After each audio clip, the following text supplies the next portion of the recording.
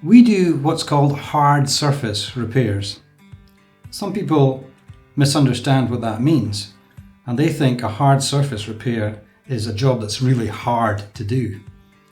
But no, a hard surface repair is a repair on a surface that is hard.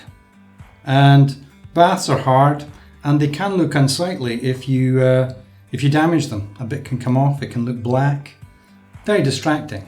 And we can restore that so that it's completely smooth and you don't notice it in normal use at all. There are a lot of different kind of surfaces that we're asked to repair. Porcelain, ceramics, metal, masonry work. We can do marble, we can do granite, quartz, sometimes chipping a wood, have to rebuild the grain. There's all sorts of different surfaces that are hard and have got some kind of damage, but a lot of them can be repaired. My name is Ian Milton, and I formed up this company called Gleam back in the 80s. I liked restoring things, and I liked doing things to a high standard, and I enjoyed the pleasure that my clients would get when you present them with the finished product. If you've got something that you're wondering, can it be repaired, can it be restored, you're not too sure, feel free to call me.